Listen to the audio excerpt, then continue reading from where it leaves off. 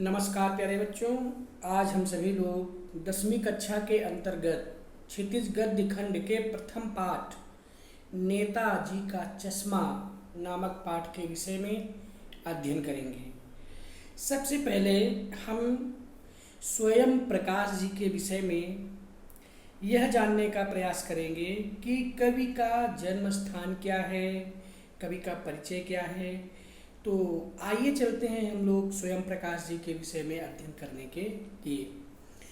स्वयं प्रकाश भारतीय समाज के सजग प्रहरी और सच्चे प्रतिनिधि साहित्यकार हैं।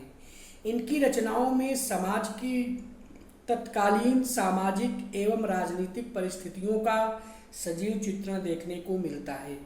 स्वयं प्रकाश जी ने अपनी कहानियों और उपन्यासों में यथार्थ और आदर्श का अद्भुत समन्वय प्रस्तुत किया है। इनके साहित्य में सामाजिक बंधनों में छटपटाती हुई नारियों की वेदना तथा वर्ण व्यवस्था या संप्रदाय व्यवस्था के तहत शोषित व्यक्तियों की पीड़ा के मर्म स्पर्शी चित्र उपस्थित किए गए हैं, जो कि तर्कतः बेजोड़ हैं। ऐसे महान प्रसिद्ध गद्यकार स्वयं प्रकाश जी का जन्म सन 1947 ईस्वी में मध्य प्रदेश के इंदौर नामक शहर में हुआ था।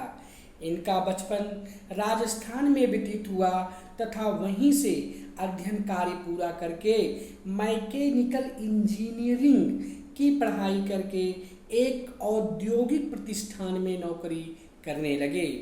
उनकी नौकरी का भी अधिकांश समय राजस्थान में ही बीता।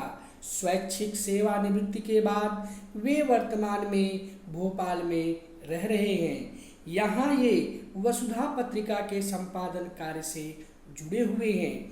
उन्हें अब तक पहल सम्मान, वनमाली पुरस्कार, राजस्थान अकादमी पुरस्कार से सम्मानित किया जा चुका है। स्वयं प्रकाश जी एक प्रसिद्ध कहानीकार हैं। अब तक इन्होंने 13 कहानी संग्रह और 5 उपन्यास प्रकाशित हो चुके हैं। इनकी प्रमुख रचनाएं इस प्रकार है: सूरज कब निकलेगा, आएंगे अच्छे दिन भी, आदमी जात का आदमी और संधान उल्लेखनीय है। उनके प्रमुख उपन्यासों में बीच में विनय एवं ईर्धन है।